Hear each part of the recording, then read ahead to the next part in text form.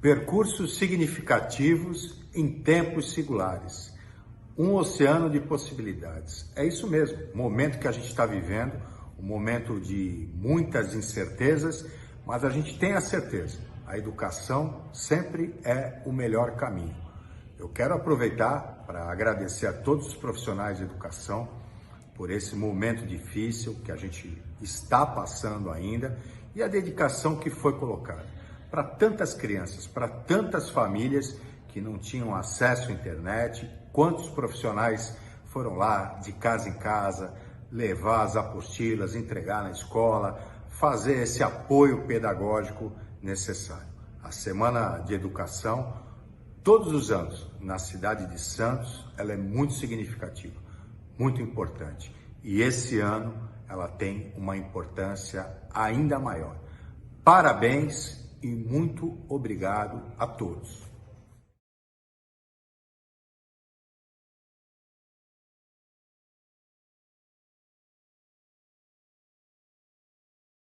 É com grande alegria que hoje fazemos a abertura da 32ª Semana de Educação Professor Paulo Freire. E este ano ainda mais especial, pois comemoramos o centenário deste que é o patrono desse nosso evento. Iniciamos prestando uma homenagem a esse que nos inspira com seus preceitos por uma educação libertadora e horizontal. Por este e tantos outros motivos, o Brasil e o mundo reverenciam este homem. Num cenário de mudanças, onde o papel da escola e de toda a comunidade vem se alterando, nossas interlocuções tornam-se ainda mais essenciais. O processo formativo envolve variadas experiências realizadas para o benefício do indivíduo, do grupo, das escolas com as quais contribuem. Sob o tema Percursos significativos em tempos singulares, um oceano de possibilidades, dedicaremos esses 3 dias à reflexão de nossa prática. Nesse dia 19, sustentados pela ONU, Organização das Nações Unidas, que declarou 2021 o início da década do oceano, vamos aprofundar a compreensão para a necessidade de sua preservação, propondo uma jornada oceânica que nos faz pensar sobre esse tema pelo viés da arte, da literatura e da ciência. Nos 2 dias seguintes, teremos a possibilidade de criar diálogos educativos, abraçando as demais áreas do conhecimento. Com um desejo que possam aproveitar esses momentos para trocas tão relevantes, encerro com um grande abraço a todos.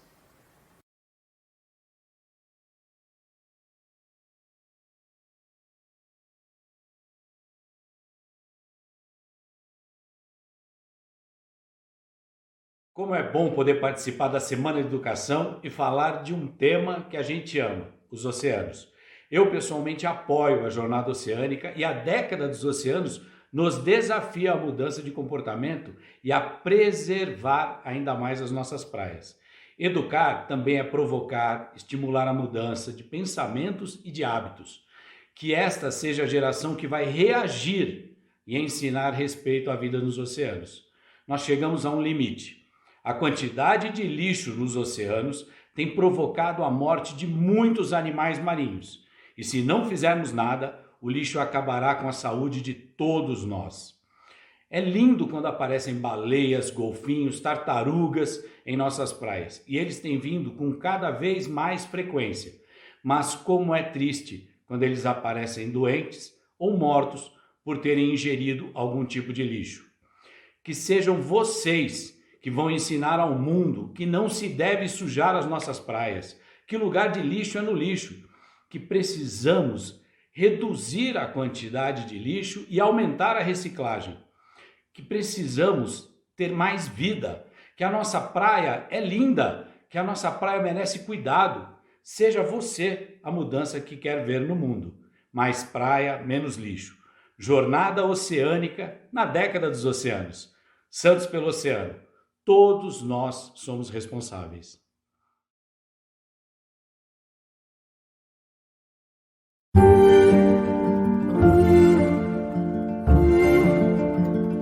Eu gostaria de ser lembrado como um sujeito que amou profundamente o mundo e as pessoas, os bichos, as árvores, as águas, a vida.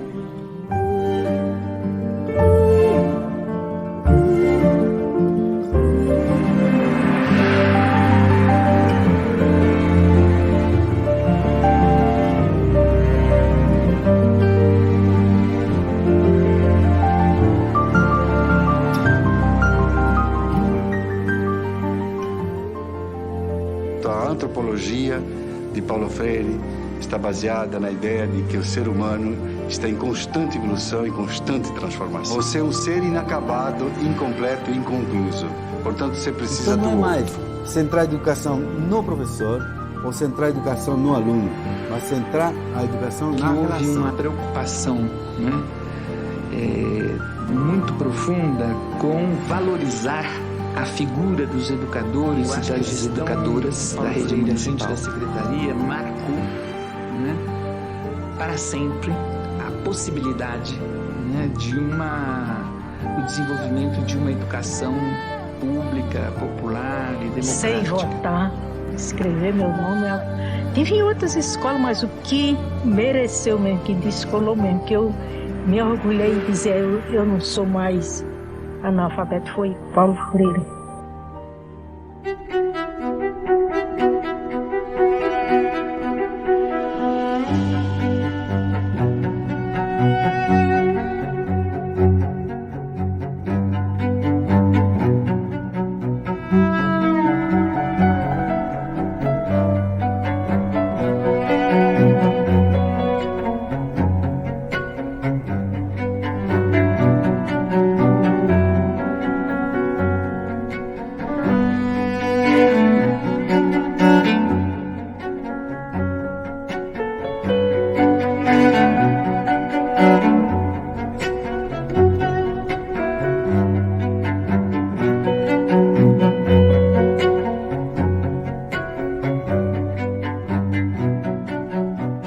A educação, enquanto formação humana, é um esforço indiscutivelmente ético e estético. Quer dizer, não há como separar também a decência da boniteza.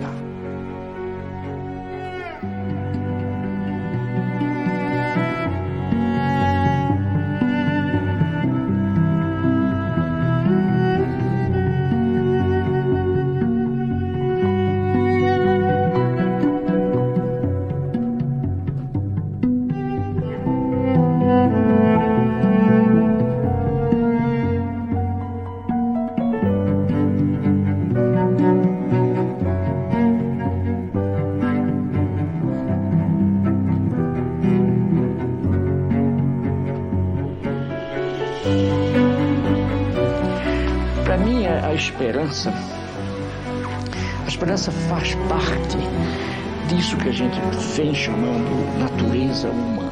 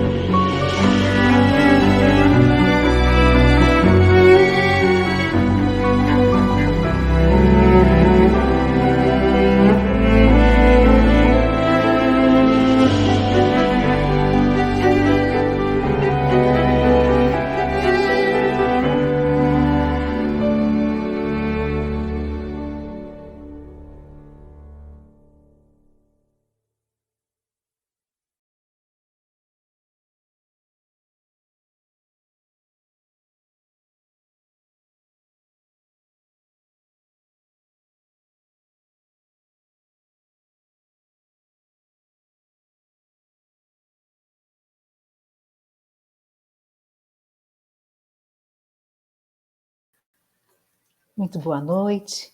É um prazer ter vocês aqui na 32ª Semana da Educação, professor Paulo Freire.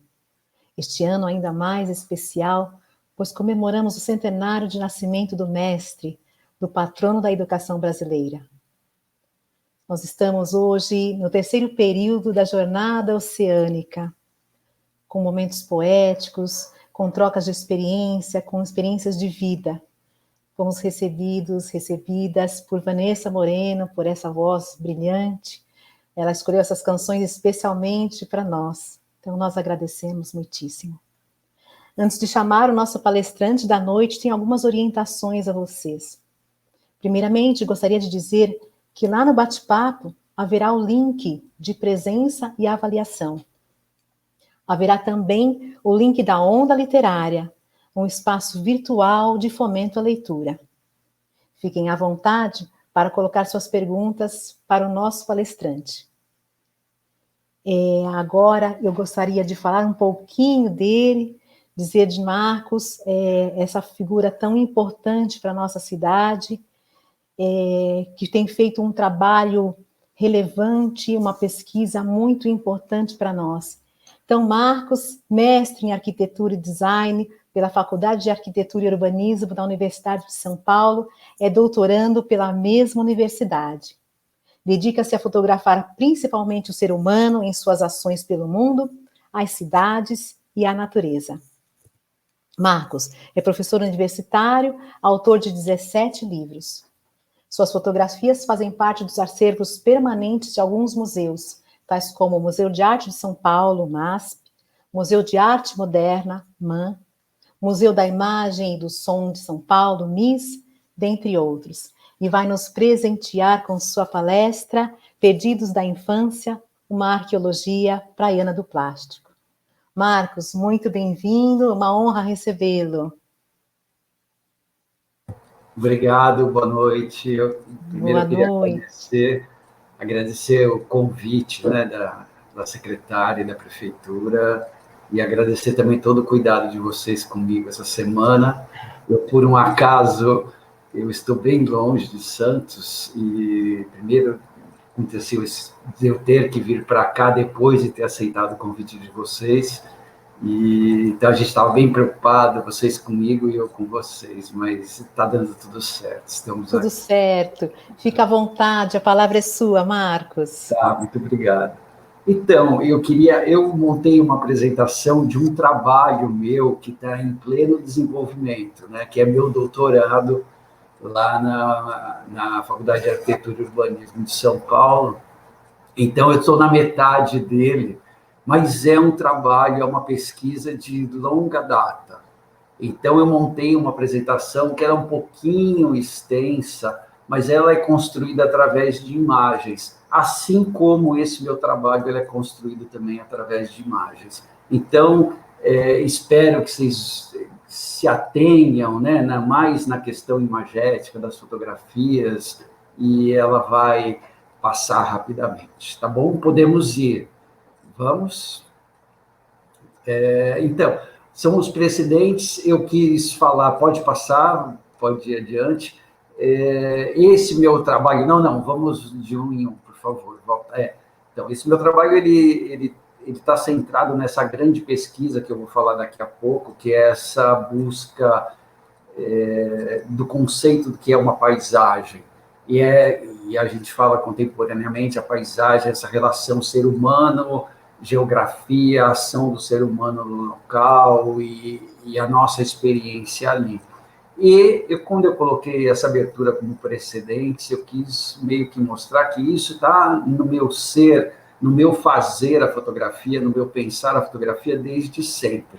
Essa imagem que está aqui, ela é de 1997, ela faz parte desse meu primeiro livro, e esse livro, ele já foi fruto do meu trabalho de conclusão de curso na Faculdade de Arquitetura e Urbanismo de Santos. Ali, esse meu TC, o TGI, como ele era conhecido na época, ele já tinha esta busca, esta preocupação, ser humano, geografia, espaço construído e essa relação.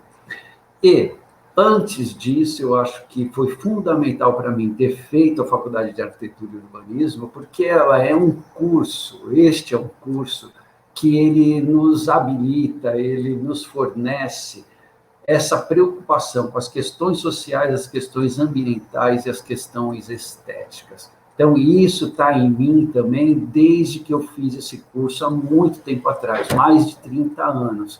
Então, o que estou querendo dizer para vocês é que essa grande pesquisa minha, essa grande busca, veio quase que desde sempre. Ela vinha assim intuitivamente antes da faculdade e ela permaneceu e vai indo adiante. Pode mudar. O outro trabalho que na sequência eu fiz, não imediatamente depois, mas que tem essa pegada e que também foi construído dentro da mesma preocupação, é isso que eu chamei de Projeto Litoral Norte, que também gerou um livro, gerou uma grande exposição, e esse conjunto, esse corpo de imagens é que faz parte desses acervos que a Iva falou. Eles estão no MASP, no MAN, no MAC, no MIS de São Paulo. Nesse trabalho, ele tem um aprofundamento meu muito grande na questão ambiental. O litoral norte do estado de São Paulo sempre foi muito querido para mim, a parte da minha família é de lá, e de repente, nos anos 80, na década de 80, após o asfaltamento da rodovia, né, da SP-55, ele começou a se transformar muito rapidamente, e isso me preocupou demais. Então, durante 10 anos, eu fiz um levantamento fotográfico do final dos anos 80 até o final dos anos 90, um trabalho muito, muito, muito extenso e muito focado e centrado na questão ambiental. Pode passar. Aí, muito, não que entre um e outro não tenha acontecido outras coisas, aconteceram muitas coisas, mas agora, após os anos 2000, no meu mestrado na Faculdade de Arquitetura e Urbanismo da USP, eu fiz um trabalho, a minha tese era sobre a Ilha Diana, o nosso bairro ali na área continental, e ele se chamava Paisagens Interiores. Então, mais uma vez, este conceito dessa relação ser humano, geografia, a ação do ser humano e a interação nossa com o ambiente, ele está presente, ele é o centro dessa pesquisa, desse mestrado. E eu chamei de paisagens interiores porque agora, primeiro eu descrevi, mostrei uma cidade, que foi Santos, depois um grande espaço geográfico, que era o litoral norte, e neste trabalho eu peguei e voltei para dentro das casas das pessoas. Então eu chamo de paisagens interiores, porque ali dentro daquele pequeno espaço é um universo gigantesco. Então era sobre isso que eu falava nesse trabalho. Então eu pus ali criação e recriação da paisagem construída e natural da Ilha Diana. É um trabalho muito interessante e ainda inédito. Um dia ainda vou mostrar assim numa grande exposição. Pode passar. E aí, mais recentemente, eu pus esse trabalho somente como um exemplo. Eu estou aqui hoje no Pará, fazendo um outro trabalho, um outro livro que se chama Paisagens Brasileiras, mas eu quis pôr esse dos parques nacionais, porque ele também trata do mesmo tema. Apesar de que aqui a maior preocupação era uma paisagem ainda sem a interferência tão intensa do ser humano. Mas eu quis colocar essas 4 grandes etapas, ou 4 grandes fases, ou quase 4 grandes trabalhos, para mostrar que o meu envolvimento com essa questão é de longuíssima data e permanece, e hoje eu estou aqui bem distante de vocês, tratando dessa mesma questão e sempre através da fotografia. Pode passar. Então, esse é um esqueminha disso que eu falei para vocês várias vezes, o conceito contemporâneo de paisagem, que é totalmente diferente daquilo que a gente falava antigamente. Eu tenho um quadro de uma paisagem bonita aqui. Não. O conceito contemporâneo de paisagem, ele envolve esses 4 elementos. A geografia existente, né? O ser humano que circula por ali, as interferências que esse ser humano faz nessa geografia e a nossa vivência no local, a nossa experiência ali. Então, esse é o conceito contemporâneo de paisagem e é onde está todo baseado o meu trabalho. Desde o início, intuitivamente, eu não sabia disso, obviamente, nos anos 80, mas aí agora, mais recentemente, estudando e pesquisando, é isso que eu faço. se eu puder resumir. Eu tento mostrar isso através da fotografia. Pode passar.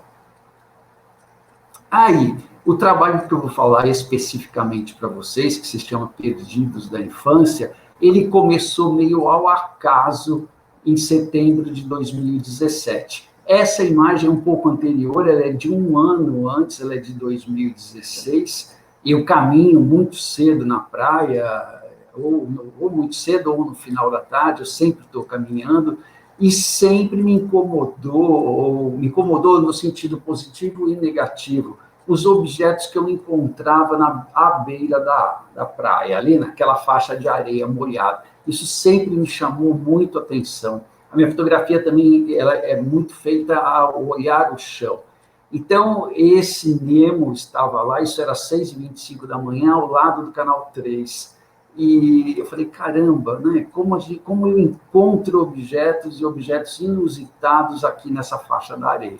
E isso era uma percepção minha muito anterior a essa. Na época, eu estava desenvolvendo um trabalho dentro de uma disciplina lá no mestrado, que se chamava Processos Experimentais, e eu levei essa ideia lá para se desenvolver, porque você tinha que desenvolver algum produto ligado ao design, e que tivesse um viés educativo, e que usasse uma linguagem alternativa que não fosse escrita. E eu propus criar um jogo através de imagens com esses objetos e fazendo um recorte ligado à infância. Então, isso começou lá em 2017, terminei o mestrado e peguei esta fatia ou esta ideia e levei para o meu doutorado, que eu comecei a fazer logo em seguida. Pode passar. Eu propus fazer um recorte, já com essa preocupação de criar algo que tivesse um potencial educativo, principalmente ligado à educação para jovens e crianças. Então, eu tive que fazer um recorte dentro desse universo de objetos que aparecem na beira da praia, que eu vou falar mais adiante. Eu fiz o recorte de só fotografar e coletar os objetos conexos à infância, não só brinquedos, mas, por exemplo, a gente está vendo aí uma sandalinha, né, e tem objetos de higiene, aparecem inúmeras outras coisas, tá?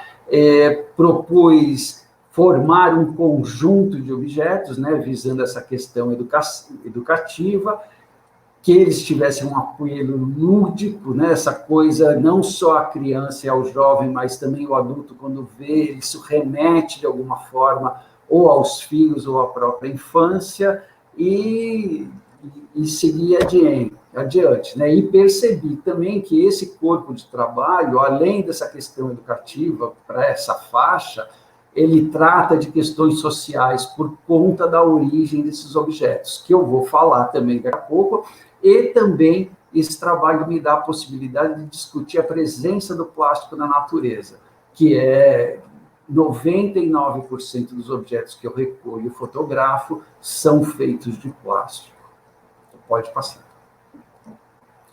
Esse trabalho, ele tem algumas inspirações e referências diretas para mim, pode ir.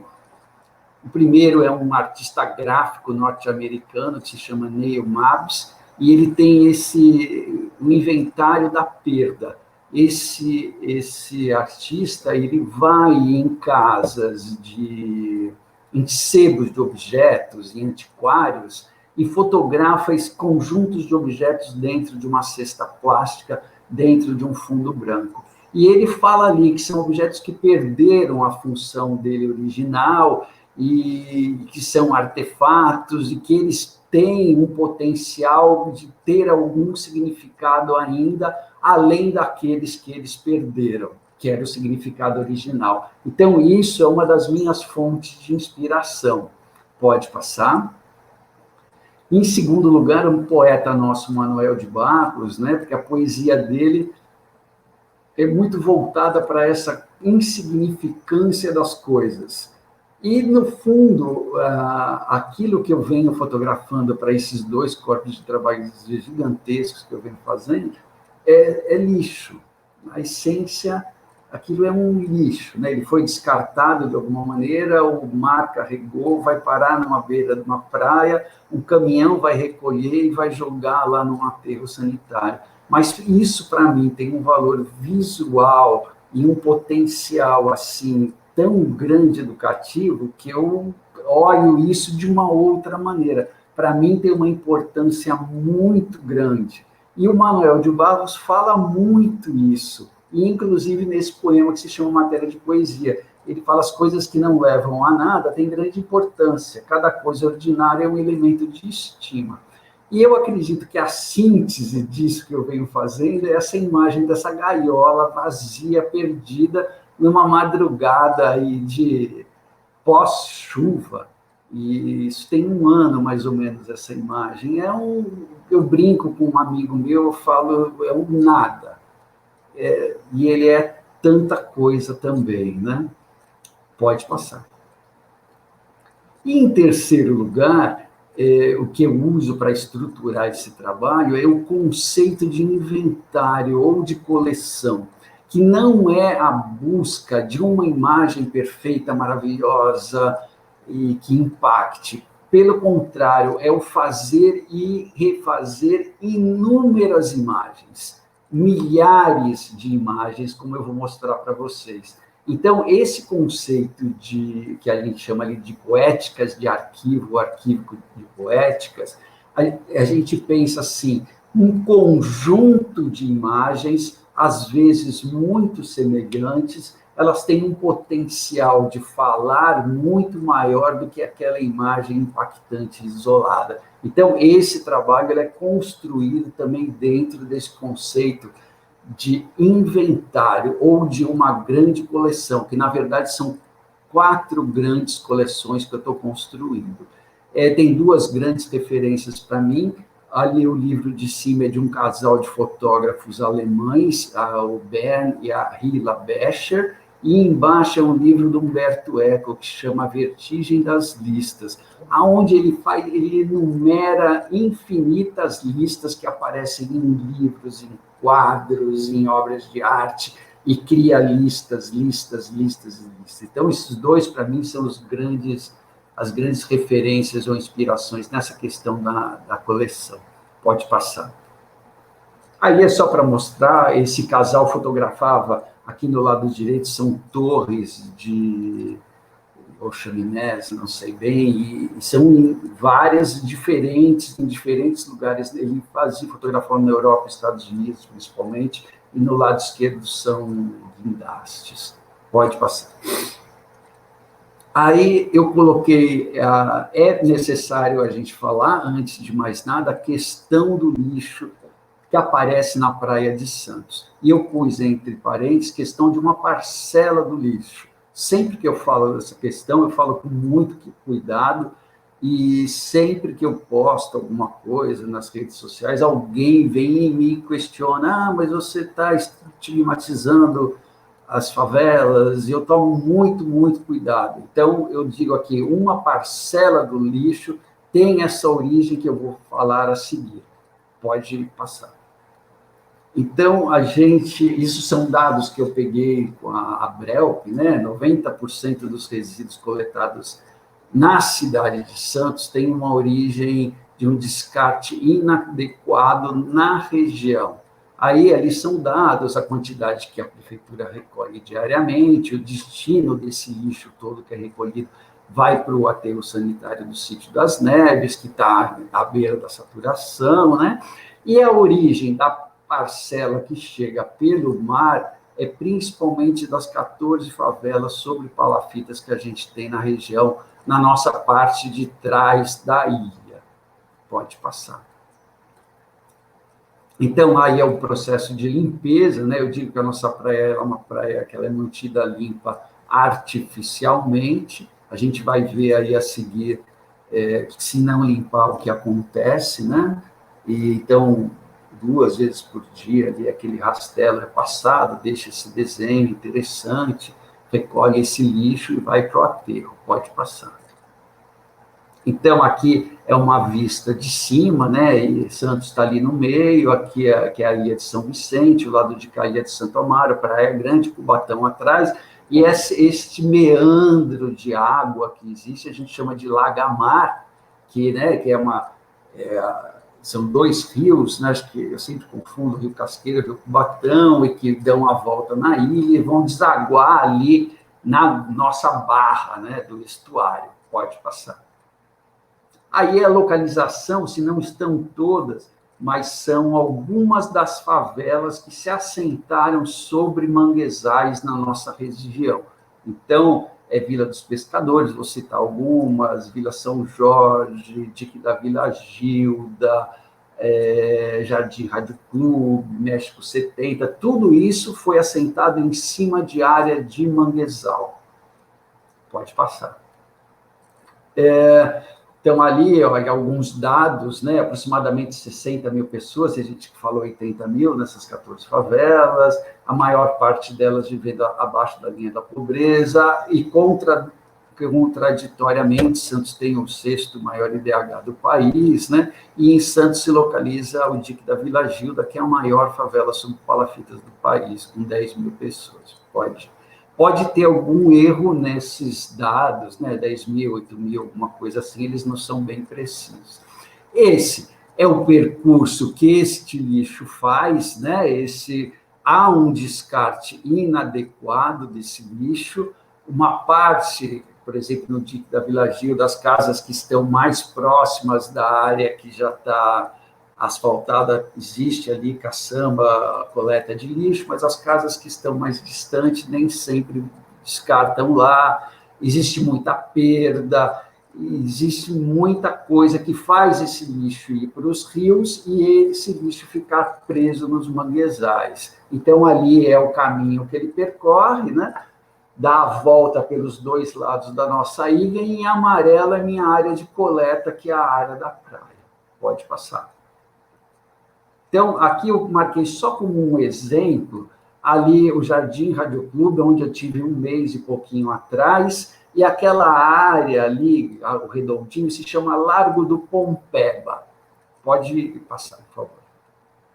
Então, a gente saiu de barco do Jardim Rádio Clube e fomos aqui, olha, a gente já percebe a água, como que ela está, e a gente foi até aquela no canto esquerdo ali, é uma área de mangue natural. A gente foi de barco até ali porque eu queria entrar naquele manguezal. Pode ir. Então, isso é uma aproximação. Vimos um bando de guarás. O guará é esse pássaro vermelho, que eu só conhecia e que ele existia na nossa região, lá no fundo do Rio Cubatão, lá próximo da serra, mas os guarás estão vindo, porque aqui é muito próximo do nosso centro de Santos. Então, bacana, vi o guará, fiquei feliz, vi outros guarás, pode passar. Aí é uma aproximação, né? Mas a gente, nos aproximando do mangue, eu já começo a perceber uma interferência ali debaixo da imagem, que eu acho que dá para vocês verem, né? A gente entrou aqui por esse furo, eles chamam de furo, e fomos ali dentro, pode passar. Aqui a gente está entrando ali naquele furo, né, daquela bordinha de mangue, e esse é o cenário que a gente começa a ver. Pode passar. Então, é isso. Eu lembro que eu falei para o barqueiro, eu queria descer aqui, será que eu vou afundar? Ele falou, não, você pode caminhar em cima do lixo tranquilamente, que você não vai afundar na lama, de tanto lixo que existe ali. Então, e isso é uma bordinha de mangue. Então, o mangue, ele acaba funcionando como um conceito que a gente fala de gradeamento, né? O lixo ele é carregado pela água e ele encontra onde se encoscar e vai ficando preso aí. Ele vai se soltar, né, a camada superficial dele, na variação de marés, quando a gente tem marés muito altas, as marés de lua cheia, de lua nova, né? As variações de marés são muito intensas, a água entra, faz um movimento assim e retira uma camada superficial. E essa camada superficial vai andando, vai indo pelo estuário, há estudos que dizem que em torno de 3 dias dependendo da maré e do vento, ela vai dar a volta e vai chegar na nossa praia, e chega mesmo, pode passar. Então, isso aqui é ali na Praia do Gonzaga. Geralmente, a gente não vê o lixo chegando por conta das ondas, mas como esse dia, vocês podem perceber que o mar estava assim, um lago, aí você percebia as garrafas boiando e vindo, tranquilamente chegando. Pode passar. E chega e acontece isso. A gente vê, né, e eu vou passar adiante. Uma das outras coisas que comprovam que esse material vem do mangue são as sementes de árvores do mangue, que vêm junto, né, do mangue preto e mangue vermelho, são as duas principais árvores que a gente tem. Esse é um dia extremo, nem todo dia é assim, obviamente, mas alguns dias o cenário que a gente tem é exatamente esse. Pode passar. E vem de tudo, né? Vem sapato de criança e ali o pino de cocaína, que ele é campeão absoluto dos elementos que eu consigo contar na praia. Pode passar. E é isso. Eu vou mostrar inúmeras outras imagens, mas o que vocês puderem imaginar, eu já vi na beira da praia. Pode passar. Então, eu comecei, né, falei, eu tomo sempre muito cuidado, eu não quero estigmatizar ninguém, mas existem maneiras da gente comprovar que a origem desse lixo é lá. Uma delas é isso que eu chamo de aderências, né? Estas sementes que eu citei, elas muitas vezes vêm enraizadas nos objetos. Vocês estão vendo ali uma Barbie, o cabelo dela era totalmente tomado de raízes, dessa sementinha ali que se chama propágulo, né? Uma semente que foi desenvolvida pela natureza para boiar e encontrar alguma coisa onde ela encosta, ela começa a enraizar. O mesmo propágulo está ali no cachorrinho e nas costas desse boneco, na roupa dela. E nessa bonequinha a gente tem enraizada esta outra semente que é comprida, né? Que ela foi planejada para cair, espetar e ficar de pé no mangue, planejada pela natureza. E está enraizada ali no cabelinho dela. E pode passar. E outra coisa que comprova também são as penas de guará, que a gente encontra na beira da nossa praia. Então, aquele guará bacana que a gente viu ali, né, a pena cai na troca de pena, que acontece principalmente de abril a junho, julho, essas penas vêm navegando e chegam aqui. Então, eu tomo muito cuidado, eu sei que nem todo lixo, a origem é de lá, mas uma boa parcela deste tipo de lixo, a origem é ali no manguezal e que ficou ali retido por conta dessas habitações que estão em locais que não deveriam estar. Não aqui questionando porque eles estão lá, porque eu entendo, mas, infelizmente, a origem é essa. Pode passar. Então, aqui eu vou falar bem rápido, né? A quarentena do Covid, ele é um caso dentro da pesquisa. Pode passar? O ano passado e este ano também, a praia ficou fechada, acho que 2 meses no ano passado e 2 meses esse, sem qualquer tipo de uso, e o ano passado, por alguma questão, a limpeza não foi feita mais todo dia, teve um hiato, então houve um acúmulo de lixo maior, e isso até a própria Secretaria de Meio Ambiente fez uma pesquisa durante esse tempo, e detectou que a faixa de areia seca, lá de cima, ou de areia fofa, como a gente conhece, estava, assim, impecavelmente limpa. Por outro lado, a faixa de areia úmida, que sofria a ação das marés, estava muito, muito, muito, muito suja. Pode passar. E isso com a praia totalmente fechada. Então, isso é uma publicação da prefeitura, eu tirei do próprio site dela, com essas duas afirmações. Pode ir.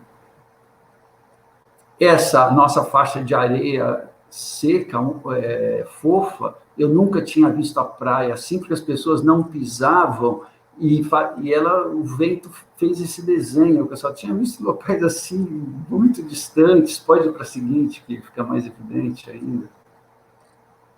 Pode passar. Ah, olha isso. Não tinha ninguém pisando, né? A areia estava assim, uma coisa de paradisíaca. Por outro lado, ali embaixo a gente começa a notar que a areia está bem escura. Vamos ver como é que pode. A faixa de areia úmida estava desse jeito.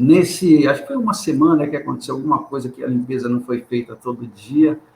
E esse foi o cenário que ficou. Pode ir passando agora, que é uma sequência de imagens. Olha, ali era um tanque, aqui é um carrinho de criança, colchão, bonecos infinitos, né? Então, a quarentena, ela serviu, esse período de lockdown da praia, serviu para ratificar essa parte da pesquisa, né? Inclusive, a própria Secretaria do Meio Ambiente publicou uma conclusão nesse sentido.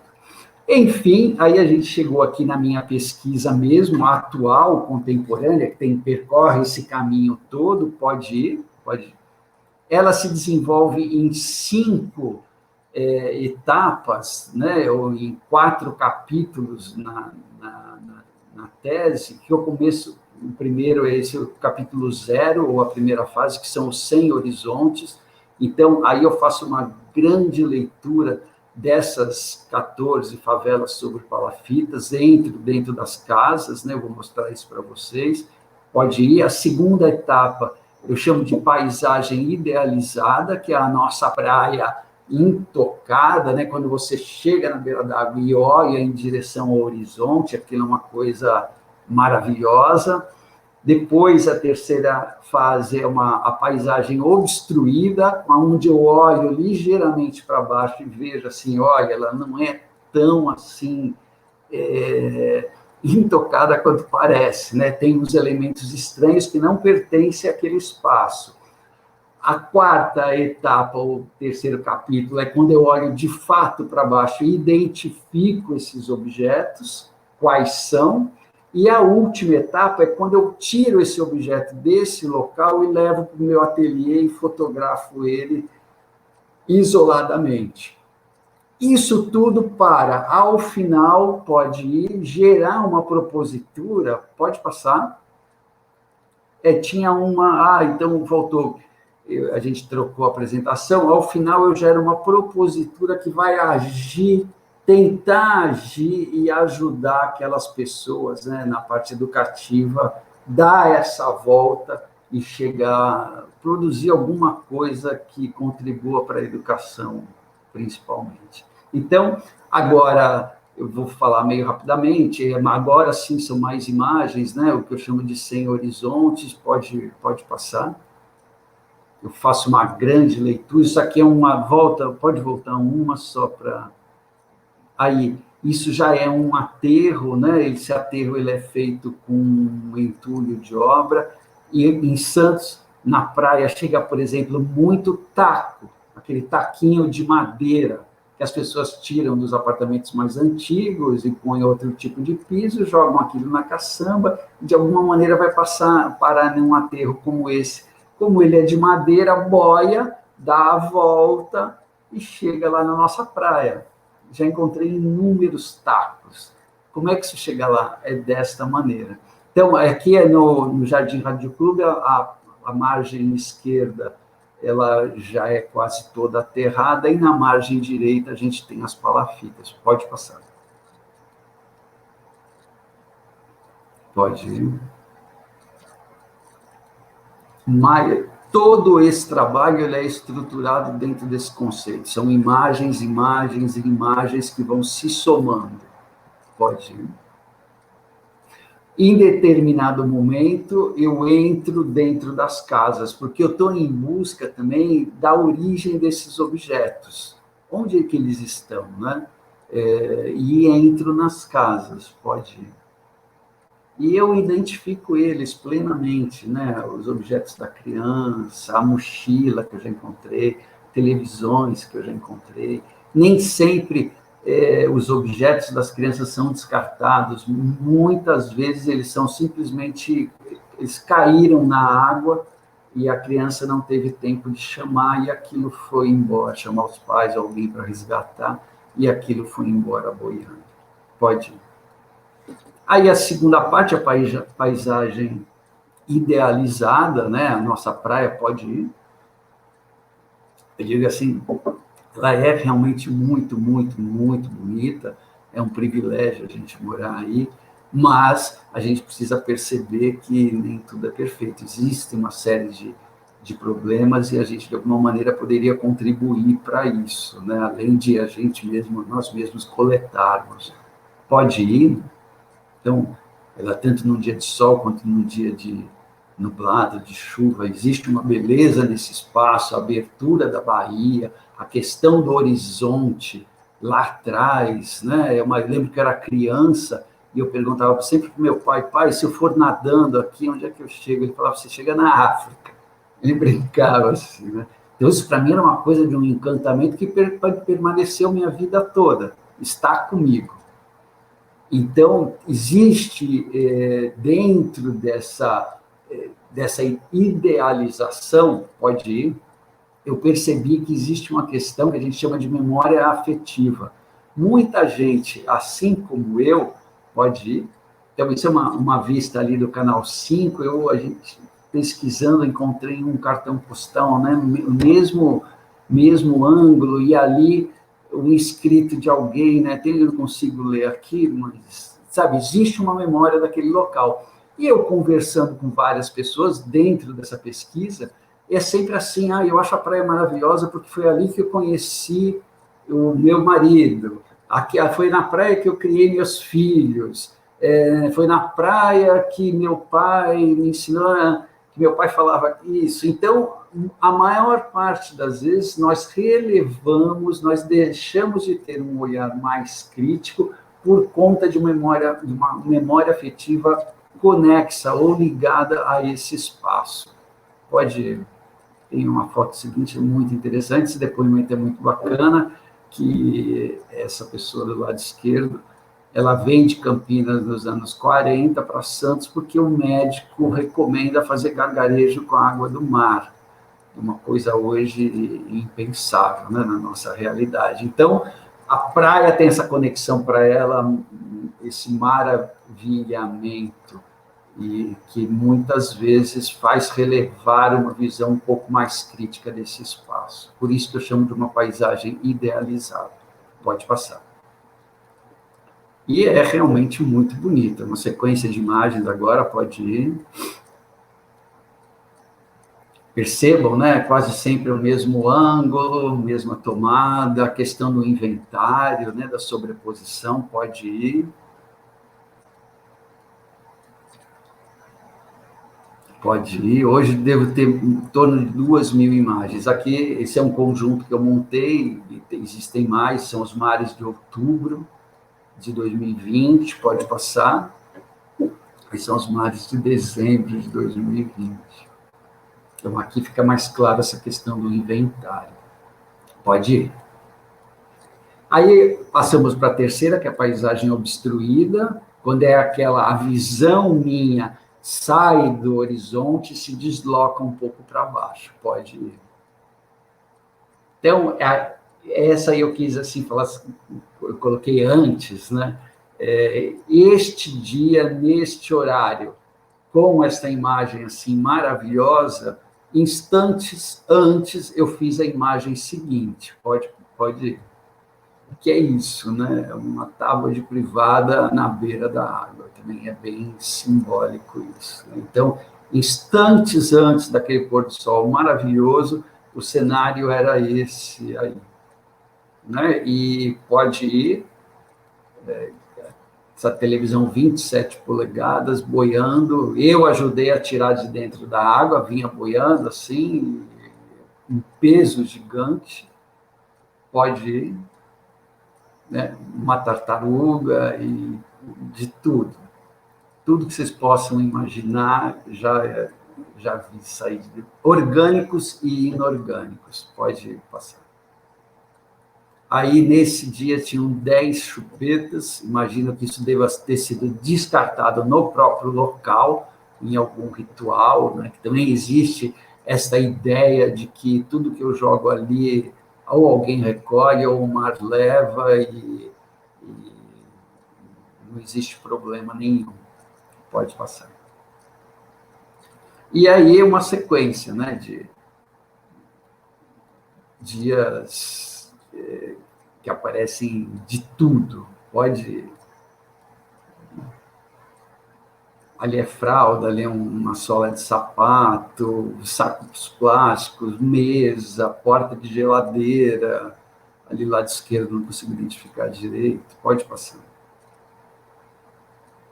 Então, esse conjunto de imagem ele já mostra o objeto inserido na paisagem, né? Fazendo parte dela. Aí os objetos em loco é quando eu viro de fato a câmera para baixo e faço um levantamento deles. Pode ir. Essa é uma lista que eu tirei da Abrelp, essa associação que colabora, não sei, com a Secretaria de Meio Ambiente na questão do lixo. E eu sempre falo lá em São Paulo, né, com o pessoal da universidade, brincando, mas uma brincadeira entre aspas, o que você falar para mim, eu já vi na beira da praia. Não existe uma coisa, a gente poderia fazer esse desafio aqui, e até eu aumentei essa lista aí da Abrel, que eu pus coisas que eu já tinha visto e que não estavam aí, mas o que vocês falarem, eu já vi. É difícil ter alguma coisa, ou orgânico ou inorgânico, eu já vi por lá. Pode passar. E aí vai. E isso, obviamente, ninguém levou um pé de alface, né, para lá. De alguma maneira, o pé de alface caiu de uma casa e foi navegando até lá. Pode ir. Uma sola de sapato que ela já demonstra que ela teve bastante tempo no mar, porque ela tem cracas, né, craca marinha fixada nela. Pode ir. O caso das 10 chupetas, né? Pode ir. Agora, a nossa nova desgraça, que são as máscaras, as descartáveis e as não descartáveis, isso é o que agora é a grande novidade. Pode ir. E aí a gente começa de novo o conceito de inventário, né? De formar conjuntos. E aí, olha, vocês estão vendo, né? DVD, garrafa, chinelo, que é campeão também, chinelos aparecem assim, máscara, lâmpada, sutiã, bola, luva, camisinha, o que vocês falarem. Pode ir, tábua de privada, pacotinho de miojo, coincidentemente tem muitos, é infinita a coisa, a lista é infinita e assustadora. Pode ir. Isso tudo na nossa faixa de areia e alguns brinquedos, né? E é importante a gente detectar, porque é esse o meu recorte, né? Eu vejo um carrinho ali, um chassi de carro aqui, às vezes um sapatinho de criança, alguma coisa, que é onde eu propus, eu poderia fazer esse trabalho sobre garrafas PET, mas ele não teria o mesmo apelo que ele tem eu falando dos objetos da infância. Eu imaginei isso lá atrás, né? Nem se eu fotografasse somente os sacos plásticos. Eu acho que a questão da infância tem esse apelo. Pode ir. E aí é esse pedaço que chama Perdidos da Infância, onde eu coleto o objeto, anoto de onde eu coletei e levo para o meu ateliê para fotografar sobre um fundo branco. Pode passar. Então, antes de fazer isso, né, eu fui estudar os que a gente chama de ciclo de vida dos objetos, que ele parte, né, do planejamento, de um projeto, de um desejo. Aí eu coloquei o exemplo Lego, ali é o projeto original do Lego, é um desenho super bacana, que é dinamarquês. Aí depois a distribuição, a venda, o marketing, que faltou eu pôr ali, né, porque aqui é um anúncio dos anos 70, se eu não me engano. Pode passar. Depois, o uso em si, né, o brincar, né, depois de comprado, ele é usado, pode passar. Aí, o descarte ou a perda. É interessante nesse trabalho, eu ainda não fiz assim uma quantificação, que eu ainda vou fazer, mas aparecem muitos Legos ou peças de jogos de montar, por curiosidade. E eu acho interessante, porque as crianças estão brincando com isso ainda. Então, esse é um trabalho que consegue mostrar por onde o que as crianças estão usando hoje em dia para brincar. E o Lego, ele aparece. Pode passar. E, por fim, né, o objeto tirado daquele local, levado para o meu ateliê, fotografado e, para criar uma coisa que eu chamo de ressignificação, dar um novo significado, e os que são passíveis de serem lavados, estão íntegros, a gente lava, desinfeta, e eu tenho doado para a própria prefeitura. Pode ir. Então, aí, rapidamente, né, os objetos sobre um fundo imaculadamente branco, numa tentativa assim, de dar uma dignidade nova para eles. Eles não são lavados antes de serem fotografados, para que eles mantenham essa memória, né, desse percurso que eles fizeram aí erroneamente pela natureza, a possibilidade de trazer um novo significado para eles e um apelo à memória afetiva, novamente, indireta das pessoas, numa tentativa de sensibilizar quanto à questão ambiental e social envolvida. Pode ir. Pode. Então, são alguns pares, né, de fato, o objeto no local, no dia que ele foi fotografado. Pode passar. E essa foto em particular está exposta lá numa exposição que está acontecendo no Sesc Santos, uma exposição que chama Portos, vale a pena ver. Essa é aquela tartaruga com o casco quebrado. Pode passar. Pode passar. Esse é aquele bonequinho que estava de costas lá em cima, que eu mostrei, com as sementes aderidas. Pode passar. Pode ir. Pode passar. Pode. Bom, aí, rapidamente, o processo, né, para vocês, as coletas são caminhadas de 2 a 4 horas, percursos, assim, de 3 a 6 quilômetros. Durante a caminhada, eu fotografo a paisagem obstruída e os objetos no local, então é uma caminhada, assim, meio demorada, e a coleta somente dessa faixa, né, dos objetos ligados à infância. O período vai de outubro de 2017 até agora, junho de 2021. Fiz 105 coletas, em 2020, 35, em 2021, 20 coletas. E o total de objetos fotografados, eu já cheguei em 2.800 objetos, aproximadamente. Pode ir. Aí eu gero uma fichinha, né, onde eu anoto as coisas, a coleta, a condição do tempo, a lua, uma série de dados que são importantes. Pode ir. Essa é a coleta 68, que é exatamente essa que vocês vão ver aqui em seguida, né? Elas estão alinhadas por conteúdo, que a gente chama bola, roda, objetos redondos, os móveis, né, o carrinho e a moto, os que são antropomórficos, os animais, pode a 68, os objetos, os legos, os objetos de uma cozinha infantil, as sandálias. Então, aqui ele está reunido segundo o conteúdo deles. Pode ir. Aí, essa é uma coleta 50, ela é anterior, pode passar. Ali, só volta um instantinho, só para falar aquela bola, que novamente, ali totalmente aderida com cracas, né, que denota que ela teve bastante tempo no mar. Pode ir. Pode passar. Pode passar. Pode. Pode ir. Tudo bem. Isso. E aí são... Quando eu comecei a fazer isso, a fazer essa série de imagens, eu criei um pôster. Tem 220 objetos em cada um desses pôsteres. E para completar o primeiro, lá em 2017 para 2018, demorou, né, para chegar nos 220. Hoje eu estou com 12 pôsteres desses preenchidos. Eu não sei se eu coloquei mais nas sequências, pode passar? O 7 e o 8. É muita coisa, gente. E o 9 e o 10.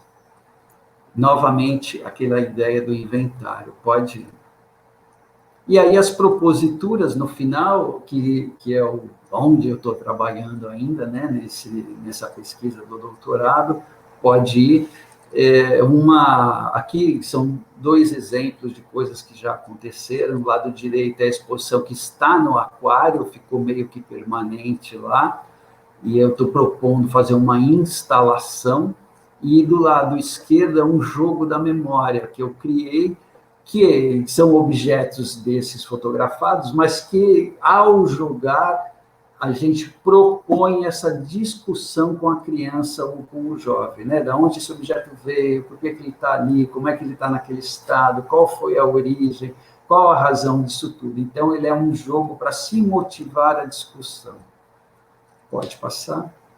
E, por fim, eu pus, para terminar, uma imagem assim, que eu acho bonita, simbólica, e um poema acho que é da Emily Dickinson, que ela fala dos mares que virão, né? A eternidade são os mares que virão. Eu, infelizmente, não vi a palestra do Mia Couto hoje, mas eu achei o título tão bonito, e aí eu não tinha um fecho. Eu falei, eu gosto tanto desse poema da Emily Dickinson, então eu pus, a eternidade são os mares que virão. É isso, gente. Obrigado. Marcos, que riqueza você nos trouxe esta noite. Que prazer escutar você falar desse trabalho e de a gente conhecer um pouquinho do que você faz, que deve ser muito, né? Você nos falar dessa coleta, dessa memória, das insignificâncias, como diria Manuel de Barros, né? E de como esses objetos se transformaram com as aderências. Né? Então, a gente... um trabalho muito complexo, né? Muito complexo. Muita coisa para falar. Cada uma daquelas fatias, ela se bifurca, e tem uma coisa que dá para conversar 1 hora, né? Se for falar de memória afetiva, eu falaria as aderências, falaria Sim. da ressignificação. Então, eu fiz uma síntese e só toquei nos conceitos, na verdade. Sim, um olhar muito poético, né? Nos trazendo o retrato da vida cotidiana das pessoas, né? E isso certamente nos rendeu aqui muitas perguntas, né? Por conta do tempo, nós vamos escolher 2 perguntas para você.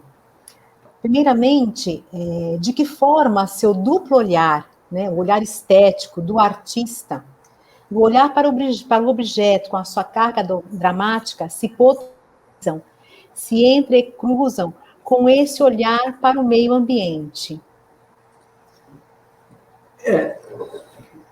O olhar do artista, né, ele é essa maneira de nós olharmos a realidade e gerarmos algo que pode sensibilizar alguém, é a grande mágica dessa história, né? Esse potencial de você olhar o banal, de você olhar o lixo, no meu caso específico, né? E com o lixo conseguir produzir alguma coisa que sensibilize alguém, é a grande mágica disso, né?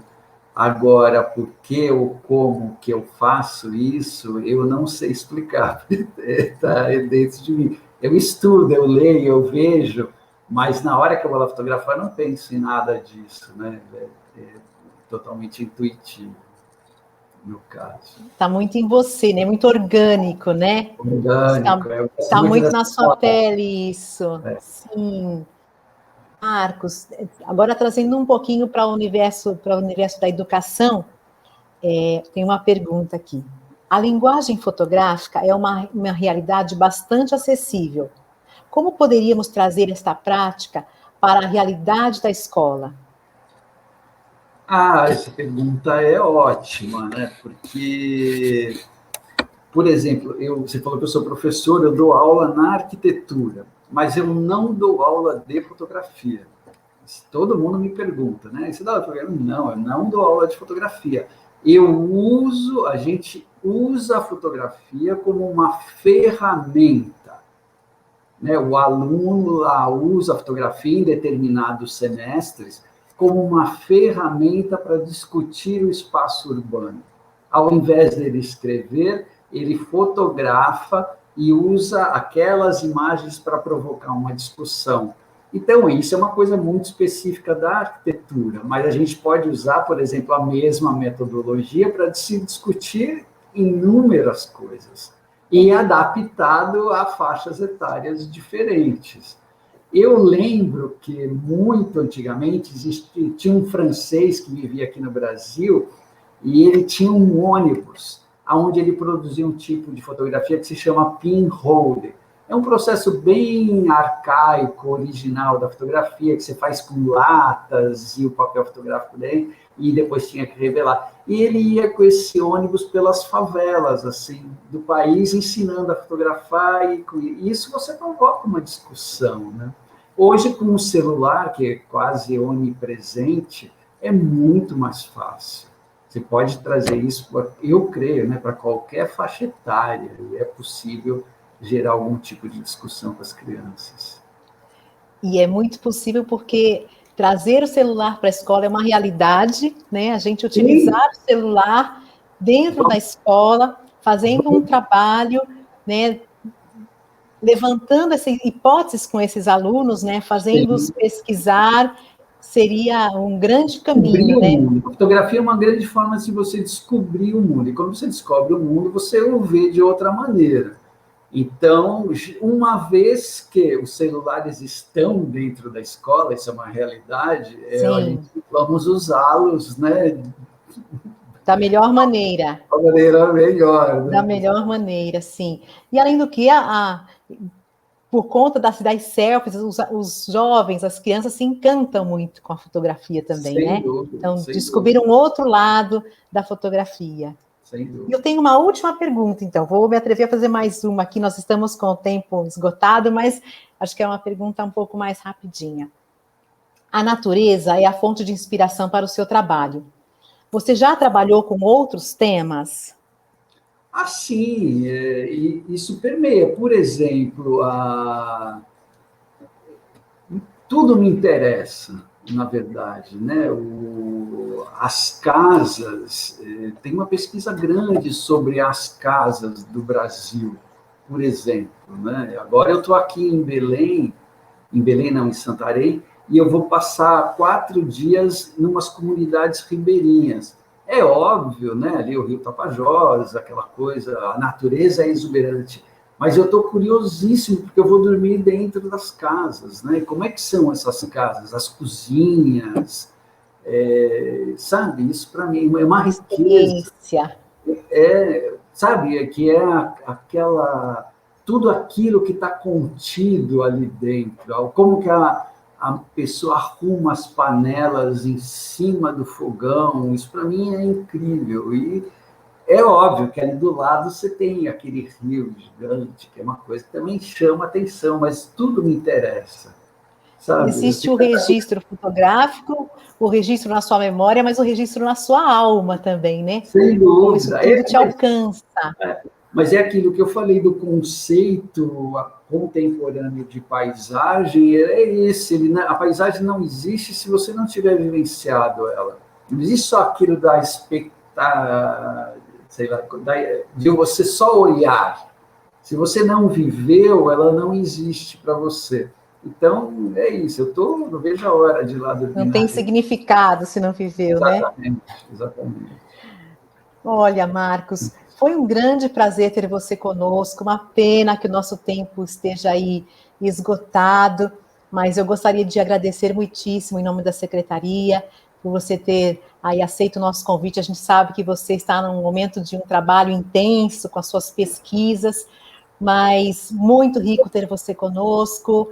Muito obrigada pela presença. Gostaria de agradecer às nossas intérpretes de Libra, a Paula e a Rose, e toda a equipe aí que esteve nos bastidores, fazendo possível acontecer este encontro. Marcos, muitíssimo obrigada. Tá, obrigado. Obrigada a todos. Uma boa noite a todos. Até amanhã. Esperamos vocês no segundo dia da nossa Semana da Educação, Paulo Freire. Muito obrigada. Tchau, gente. Beijo. Tchau.